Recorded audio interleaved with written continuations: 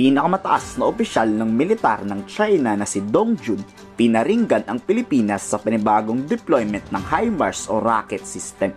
Inanunsyo kasi ni War Secretary Pete Hegseth ang pagpapadala ng HIMARS sa Pilipinas. Para daw yan sa proteksyon ng Bao de Masinloc o Scarborough Shoal.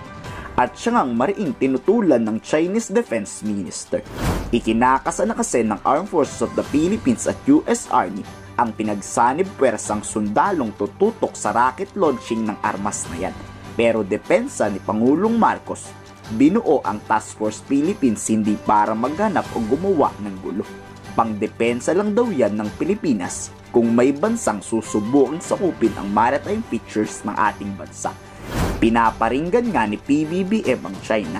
In short, kung magtatayo ang Chinese Coast Guard ng teritoryo dyan sa Bao de Masinloc, pipigilan yan ng Pilipinas.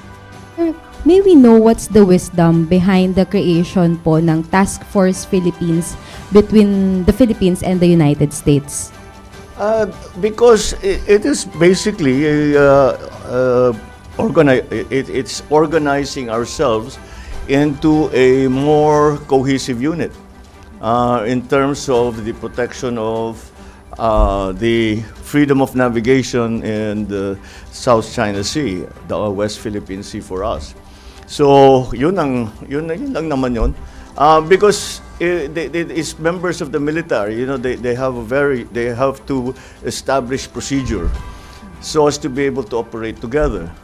And iba yung participants ngayon eh. Iba yung vessels na pinadala ng Amerika, iba yung gagamitin ng Navy natin. So we had to put together a new structure just to make maximum use of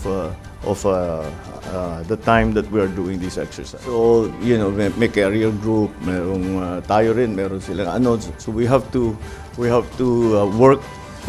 learn how to work with a different set of parameters, military parameters, and that was the basic difference.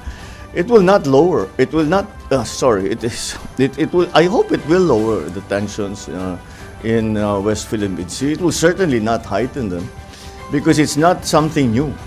Wala namang bagong ginagawa. Nagkaka-heightening lang of tension kapag may sumubok ng bago. Yung dati hindi ginagawa, bigla na lang gagawin. Yun, magkaka-tension. Ang anumang pagtatambak o pagtatayo ng China ng Nature Reserve ay hindi papahintulutan ng AFP. Hindi papayag ang AFP makontrol yan ng Chinese Coast Guard dahil milyong-milyong mangingisda ang maapektuhan at mawawalan ng hanap buhay ayon yan kay Secretary Gibo. So any Chinese construction in the Scarborough Shoal would be a red line for the Philippines and the US, would you think?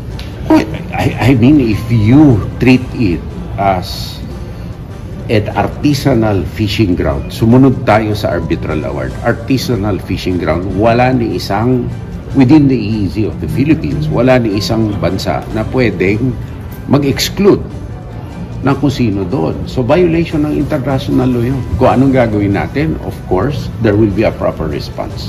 So, very quick lang dun sa... Pabor ako dyan sa Task Force Philippines na yan para hindi problema pa ng AFP kung sino ang susugod dyan, sino ang re-restback. Diba? Parang automatic kung may pwersang agad tayo makikipaggera. Kayo, anong sasabi nyo dito? I-komento sa baba ang inyong salubin.